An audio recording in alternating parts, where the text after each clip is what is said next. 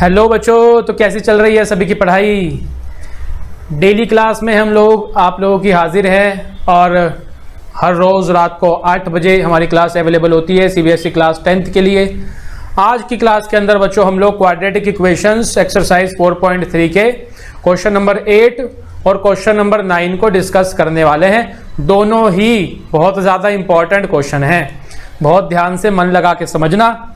और I hope सभी अच्छे से तैयारी कर रहे होंगे घर पर, क्योंकि एग्ज़ाम बहुत ही पास में है बच्चों, तो तैयारी में किसी भी तरह की कमी अपनी नहीं रखनी है।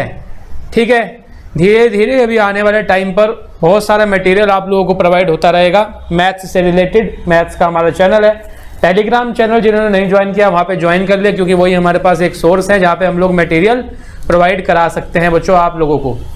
चलो खैर, क्वेश्चन नंबर 8 हम लोग करते हैं स्टार्ट। प्यारा सा बढ़िया सा हमारा क्वेश्चन है और यहाँ पर लिखा हुआ है train travels 360 kilometre at a uniform speed. Question को समझना अगर चाहते हो तो सबसे पहले उसको बहुत अच्छे से पढ़ो, बहुत ध्यान से मन लगा के उसका मतलब समझने की कोशिश करो, अपने आप रास्ता मिल जाएगा। If the speed had been 5 kilometre per hour more it would have taken 1 hour less for the same journey, find the speed of the train. चलो बच्चों, अच्छा तो सबसे पहले हम हर क्वेश्चन के अंदर वर्ड प्रॉब्लम के क्या करते आए हैं, जो चीज़ हमें निकालनी होती है उसको ही हम लेट कर लेते हैं, कुछ मान लेते हैं। Find the speed of the train, यहाँ से बच्चों सॉल्यूशन स्टार्ट हो जाता है हमारा। हम मान लेंगे let the speed of the train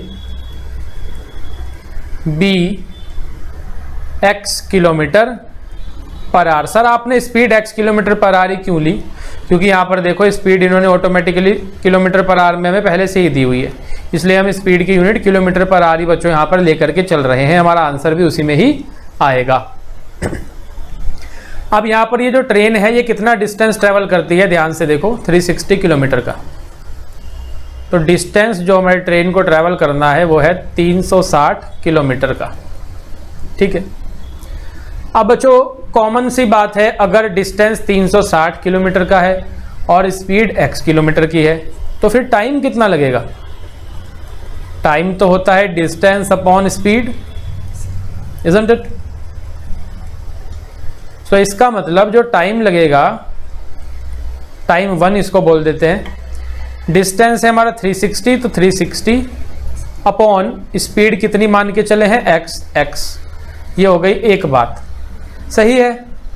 speed हमने ट्रेन की x मानी, डिस्टेंस 360 किलोमीटर है, तो टाइम निकल के आ गया डिस्टेंस अपॉन स्पीड से 360 अपॉन x। अब बच्चों आगे क्वेश्चन के अंदर बढ़ते हैं। यहाँ पर लिखा गया है if the speed had been 5 kilometre per hour more. अब ये हमें एक सिचुएशन दे रहा है। क्वेश्चन वाले ने क्या कहा, according to question speed increase कर दी जाए अगर 5 किलोमीटर पर आवर, तो प्यारे बच्चों नई स्पीड कितनी हो जाएगी? स्पीड वगैरह के मामले में तो बच्चे बड़े होशियार होते हैं। तो यहाँ पर पहले थी स्पीड x, अब इंक्रीज कर दिया उसको 5 किलोमीटर प्रति आवर और ज़्यादा, तो नई स्पीड हो गई x + 5 isn't it kilometre per our. अब जो ट्रेन है वो 5 किलोमीटर प्रति घंटे की रफ्तार से और ज़्यादा तेज भागेगी, x + 5 की स्पीड से चलेगी। और डिस्टेंस कितना कवर करना है? डिस्टेंस अभी भी उतना ही कवर करना है 360 किलोमीटर का। तो भाई स्पीड पर फर्क पड़ गया, डिस्टेंस उतना ही है, तो टाइम पर तो ज़रूर फर्क पड़ेगा, क्योंकि अगर मैं स्पीड बढ़ा दूंगा तो टाइम कम लगेगा। ऐसा होगा कि नहीं? अगर तुम्हें अपने ट्यूशन सेंटर से अपने घर जाना है, रोज़ तुम सेम ही रास्ते से जाते हो, किसी दिन तुम अपनी साइकिल से 20 किलोमीटर प्रति घंटे की रफ्तार से जा रहे हो, और फिर उसके बाद क्या हुआ, तुमने कहा कि भाई आज मैं अपनी स्पीड को 2 किलोमीटर प्रति घंटा बढ़ा देता हूँ, तो फिर अब तुम अपने घर जल्दी पहुँचोगे कि देर में पहुँचोगे? ऑब्वियस सी बात है, हम अपने घर में जल्दी पहुँच जाएंगे, क्योंकि हमने अपनी स्पीड को बढ़ा रखा है कि नहीं? तो यानी बच्चों टाइम पे फर्क पड़ जाएगा, टाइम अब कम लगेगा। तो नया टाइम जो आया, न्यू टाइम, जिसको हम 2 से रिप्रेजेंट कर लेते हैं, टाइम का फॉर्मूला तो फिर से भाई अपना वही होता है डिस्टेंस बटे स्पीड हिंदी वाले जैसे बोलते हैं। तो डिस्टेंस कितना हो गया, उतना ही है। स्पीड अब मेरी कितनी है, it is x + 5, isn't it. ये नया टाइम मेरे पास आ गया, ये हो गई दूसरी बात।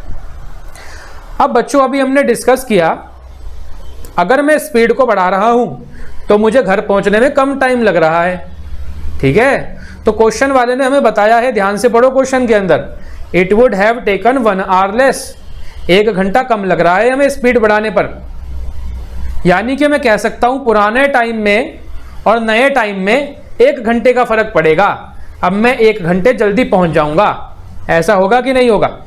तो सिंपल सी बात है, पुराने वाला टाइम जो है और नए वाला टाइम जो है, दोनों को अगर सब्ट्रैक्ट करेंगे कितना आएगा, 1 निकल करके आ जाएगा, इजंट इट। क्योंकि 1 घंटे का टाइम अब कम लग रहा है, यानी दोनों टाइम के अंदर डिफरेंस 1 घंटे का है। अब हमारी ट्रेन 1 घंटा जल्दी पहुंचेगी। सो डायरेक्टली हमारी इक्वेशन बन के आएगी अब, अकॉर्डिंग टू क्वेश्चन,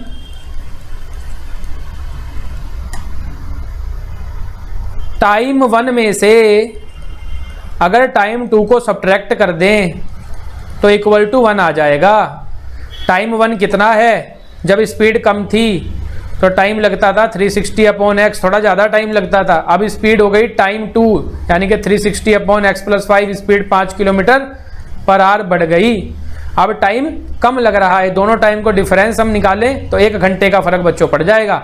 ये इक्वेशन हमारी यहाँ पर बन गई। एक बार और बताएं, चलो नए तरीके से एक बार फिर से देखते हैं। देखो ध्यान दो, वापिस ऊपर आ जाओ।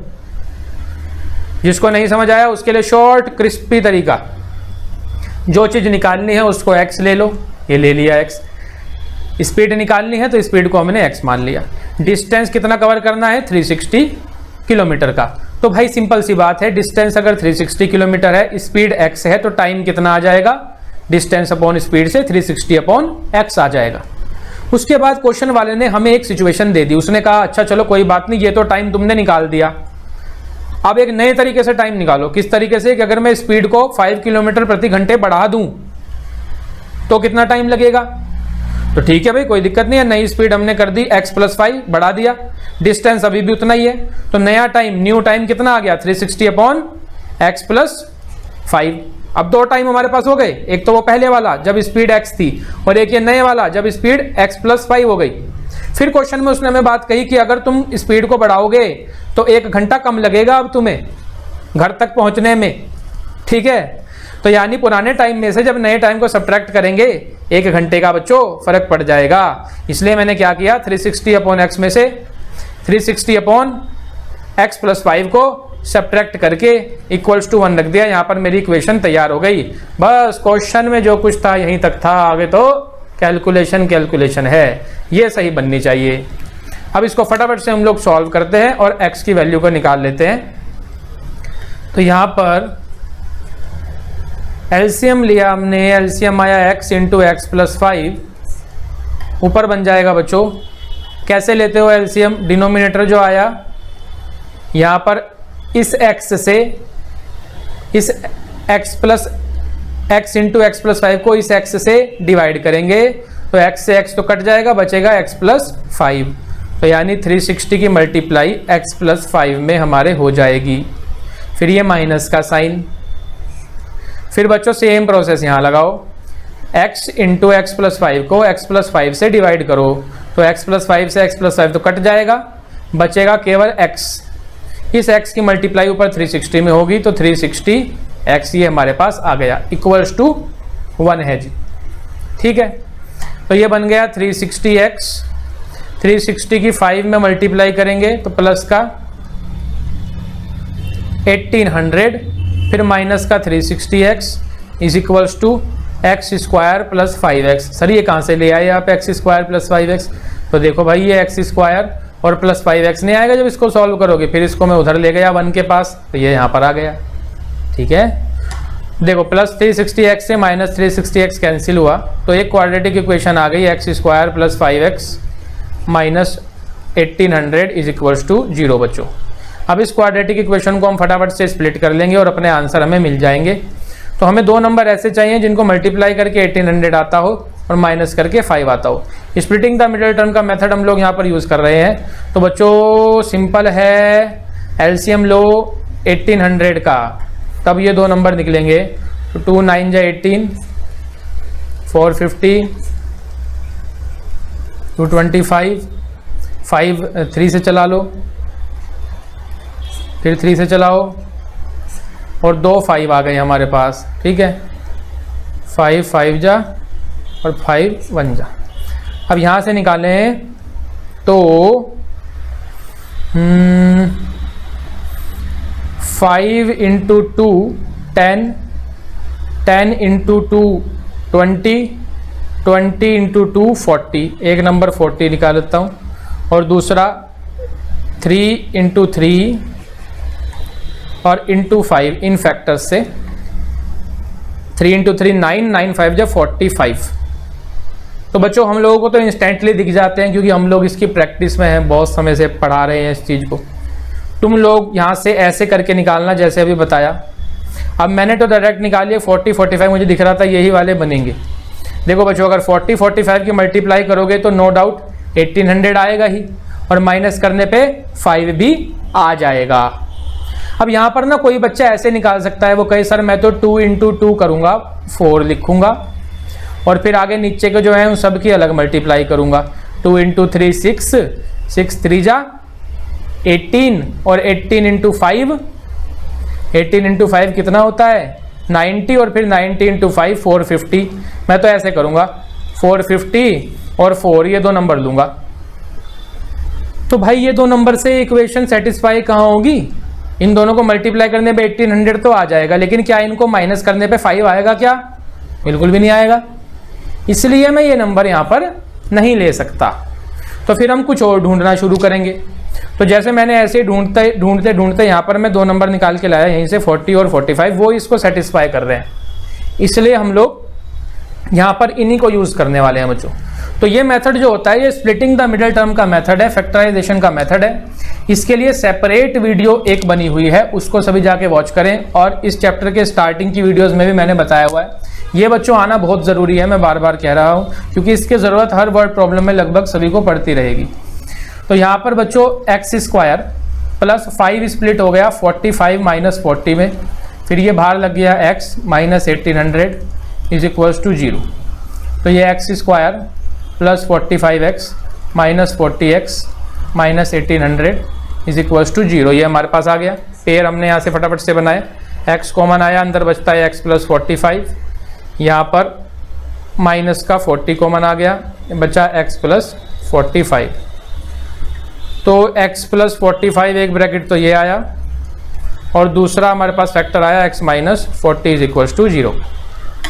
तो बच्चों यहाँ से x आ गया माइनस का 45 और यहाँ से x आ गया 40।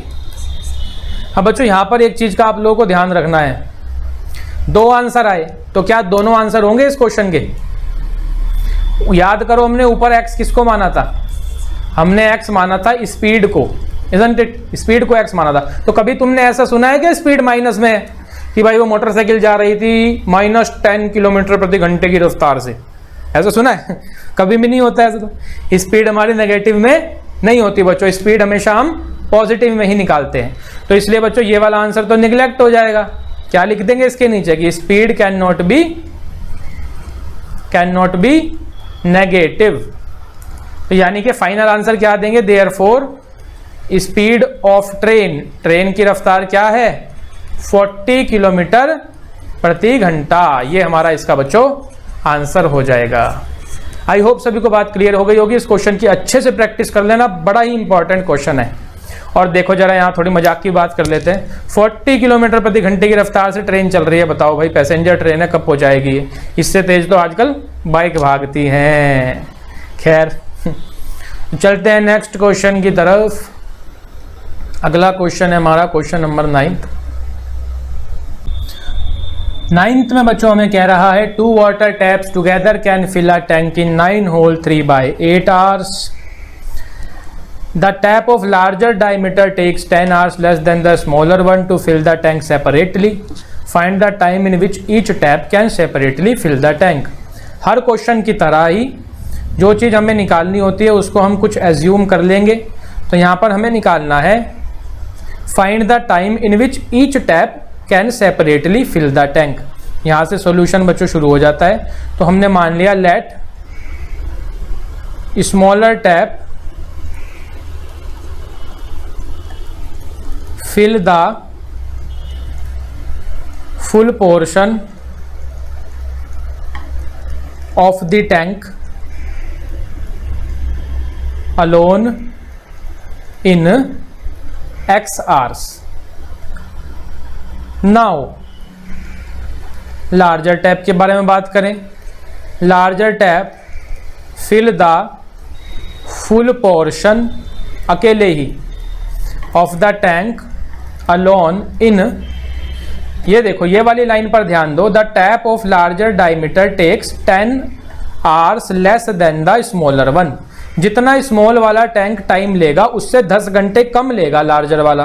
तो स्मॉल जो है वो x आवर्स ले रहा है, यानी लार्जर जो है वो x माइनस 10 आवर्स लेगा बच्चों, इजंट इट।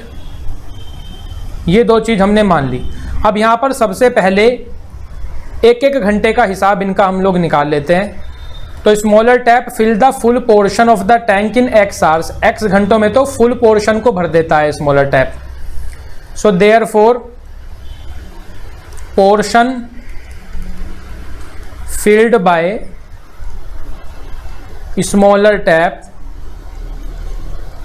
इन 1 आवर, एक घंटे में कितना भरेगा 1/x पोर्शन बच्चों भर देगा, इजंट इट। x घंटों में तो पूरा टैंक भर देता है स्मॉलर टैप, तो एक घंटे में कितना पोर्शन भरेगा टैंक का 1/x पोर्शन बच्चों इसने फिल किया होगा, नो डाउट। फिर आगे हम जब चलें इसी तरह से also portion filled bye larger tap, larger tap एक घंटे में कितना पोर्शन फिल करेगा 1/x minus 10 portion, isn't it. ये दो चीजें हमने अपने पास निकाल के यहां पर अभी स्टोर कर दी। अब बच्चों ये पहली लाइन को ध्यान से देखते हैं। 2 water taps together fill a tank in 9 whole 3/8 hours. दोनों मिलकर के टैंक को 9 होल 3/8 आवर्स में फिल करते हैं। तो together both taps fill the tank in 9 whole 3/8 hours. दोनों टैप मिलकर के 9 होल 3/8 आवर्स में पूरे टैंक को भर देते हैं। यहां से भी मैं एक घंटे की निकालूंगा क्योंकि मैंने स्टार्टिंग में भी यहां दोनों का एक एक घंटे का निकाला है और यहां पर भी यही करेंगे। तो यहां से बच्चों portion filled by both taps in 1 hour, एक घंटे में दोनों कितना पोर्शन फिल करेंगे, क्या होगा बच्चों 1/, ये चीज आ जाएगी। और इसको हम यहाँ पर सॉल्व कर लेते हैं, पहले ही मिक्स्ड फ्रैक्शन में है, अभी मिक्स्ड फ्रैक्शन से बच्चों इसको इम्प्रॉपर फ्रैक्शन में कन्वर्ट करेंगे। उसके लिए 9 × 8 करेंगे 72 आएगा, और 72 में 3 बच्चों ऊपर वाला नंबर प्लस हो जाएगा, तो 75/8। इस तरह से हम लोगों ने इसको इम्प्रॉपर में कर लिया। तो यानी बच्चों एक घंटे में दोनों टैंक मिल करके 1/75/8 पोर्शन को फिल करेंगे। इसको जब मैं थोड़ा सॉल्व करता हूँ 8 जाएगा ऊपर और ये बन जाएगा 8/75 इतना पोर्शन, इजंट इट। अब बच्चों यहां से हमें एक कॉमन सेंस अपनी यूज करनी है और आंसर तक पहुंच जाना है, इक्वेशन तक पहुंच जाना है। तो बच्चों स्मॉलर टैप एक घंटे में इतना पोर्शन फिल कर रहा है और लार्जर टैप एक घंटे में इतना पोर्शन फिल कर रहा है, और दोनों टैप इकट्ठे अगर चला दिए जाएं तो एक घंटे में इतना पोर्शन फिल कर रहे हैं। यानी कि बच्चों अगर मैं इन दोनों को ऐड कर देता हूं तो इक्वल टू इसके मेरे पास आ जाएगा, इजंट इट। तो इसलिए बच्चों जो हमारी इक्वेशन बन जाएगी वो बन जाएगी देयरफॉर इक्वेशन फॉर्म्ड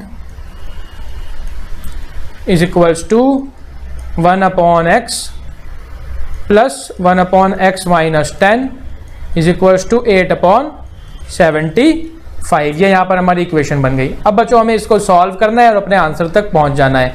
तो सॉल्व करने के लिए यहाँ पर हम एलसीएम लेंगे, x इंटू एक्स प्लस 10। बहुत ईजी सा आसान सा क्वेश्चन है बच्चों ये। इज इक्वल्स टू 8/75 यहाँ रहेगा ही, इधर ऊपर बन जाता है x प्लस 10 प्लस यहाँ पर, अच्छा ये माइनस है देखो, तो माइनस का साइन, फिर प्लस यहाँ पर बच्चों आ गया x। अब हम देख पा रहे हैं x प्लस x दोनों मिलकर के बन गए हमारे पास 2x, ये बन गया -10, नीचे x square minus 10x is equals to 8/75। आगे सॉल्व करेंगे, क्रॉस मल्टीप्लाई यहाँ पर कर देते हैं, तो 75 into 2x minus 10 is equals to 8 into x square minus 10x। 75 into 2 करने से हमारे पास 150x माइनस यहाँ पर 750 is equals to 8x square minus 80x बन गया। सभी को बच्चों एक तरफ ले जा लेंगे RHS के अंदर, तो ये बन जाएगा 8x square minus 80x, plus का 150x इधर आएगा तो माइनस का 150x बनेगा, माइनस का 750 इधर आएगा तो प्लस का 750 बन जाएगा इज इक्वल्स टू 0 हमने रख दिया। अब यहाँ पर ये x वाली टर्म्स बच्चों सॉल्व हो रही हैं, तो 8x स्क्वायर माइनस 150 में 80 प्लस कर देंगे 230x बन जाएगा, प्लस का 750 इज इक्वल्स टू 0, ये हमारे पास आ गया। अब इसमें हम देख पा रहे हैं कि हम लोग कॉमन निकाल सकते हैं बच्चों यहाँ पर, ठीक है, तो कॉमन यहाँ से हम लोग निकाल लेंगे। कॉमन हमारे पास आ जाएगा यहाँ से 2, यहाँ पर देखते हैं, इसमें से हमने, चलो पहले नीचे कर लेते हैं, थोड़ी सी जगह है, यहाँ पर 2 हमने कॉमन निकाला तो ये बन गया 4x square minus 115x plus 375 is equals to 0। अब देखो बच्चों ये 2 हमने कॉमन निकाल लिया है, तो ये इधर 0 के पास जाएगा तो ये तो फिनिश हो गया, यहाँ से 0 हो गया, ख़त्म हो गया। तो केवल हमारे पास क्या बच गया, 4x square minus 115x plus 375 is equals to 0, ये हमारे पास रह गया। अब यहाँ पर हमें स्प्लिटिंग द मिडल टर्म का यूज़ करके इसको आगे सॉल्व कर लेना है। तो हमारे फैक्टर बन जाएंगे 4x स्क्वायर 115 को स्प्लिट कर लेते हैं हम लोग 100 प्लस 15 में plus 375। Splitting the middle term का यूज़ करके मैं क्वेश्चन को सॉल्व कर रहा हूँ। तो 4x स्क्वायर माइनस 100x और माइनस प्लस माइनस का 15x plus 375 is equals to 0। यहाँ से हमने पेयर बनाया, यहाँ से बच्चों कॉमन आ जाता है हमारे पास 4x, अंदर बचता है x minus 25, isn't it. Same bracket बच्चों यहाँ पर बनेगा, तो इसका मतलब यहाँ से कॉमन आ गया माइनस का 15। तो बच्चों एक तो हमारे पास फैक्टर बन गया 4x माइनस 15 और दूसरा बन गया x minus 25 is equals to 0। दोनों को हमने फटाफट से 0 के इक्वल रखा। यहाँ से हमारे पास x की वैल्यू आ गई 15/4 और यहाँ से बच्चों x की वैल्यू आ गई 25। अब बच्चों यहाँ पर ये क्वेश्चन हमें सोचने पर मजबूर करता है, यहाँ पे बड़ी इंटरेस्टिंग चीज़ है। अब बच्चों यहाँ पर हमें सोचना होगा कि क्या हम दोनों आंसर लें या एक आंसर दें, ठीक है। अब यहाँ पे एक्चुअल में पता लगता है कौन बच्चा सोच समझ के क्वेश्चन को कर रहा है, ठीक। अब x को अगर मैं 15/4 लेता हूँ बच्चों, 15/4 का मतलब 3 होल 3/4 यानी 3 पॉइंट समथिंग आएगा, 3 पॉइंट समथिंग आवर्स, 3 घंटों से थोड़ा ज़्यादा समय। तो x जो था वो तो स्मॉलर टैप का टाइम था। तो बच्चों अगर स्मॉलर टैप 3 घंटे के लगभग ले रहा है टैंक को फिल करने में, तो लार्जर टैंक कितना टाइम लेगा? लार्जर टैंक तो 10 घंटे कम लेने वाला था। क्वेश्चन में क्या दिया है कि larger tank फिल्स the tank in 10 hours less time. तो अगर 3 घंटे के लगभग छोटा ही टैंक, छोटे वाला टैप ले रहा है समय, तो लार्जर टैंक कितना लेगा भाई? माइनस में जाएगा क्या आंसर? तो इसका मतलब ये तो बात पॉसिबल ही नहीं हो सकती। समझ पा रहे हो इस चीज को? इसका मतलब ये वाली वैल्यू जो है ये हम निगलेक्ट कर देंगे। This can not be possible according to question. Question के मुताबिक ये चीज पॉसिबल हो ही नहीं सकती, क्योंकि अगर हम ये मान लें छोटा टैंक 3 घंटों के लगभग समय ले रहा है तो बड़े वाला टैंक तो 10 घंटे और कम लेगा, तो वो कहाँ पे देंगे नंबर हम लोग, माइनस में तो नहीं दे सकते ना बच्चों टाइम को। तो इसलिए इसका मतलब x इज इक्वल टू 25 ये हमारा आंसर होगा। यानी कि कंक्लूड कर लेते हैं, स्मॉलर टैप, पूरी स्टेटमेंट लिखेंगे, alone fill the tank in 25 hours. और बच्चों लार्जर टैप क्या है, लार्जर टैप उससे 10 घंटे कम लेता है, तो larger tap alone fill the tank in उससे 10 घंटे कम, यानी 25 माइनस 10 यानी कि 15 आवर्स। ये बच्चों हमारे इस क्वेश्चन के आंसर हो जाएंगे। तो बच्चों आई होप सभी को बात क्लियर हो गई होगी।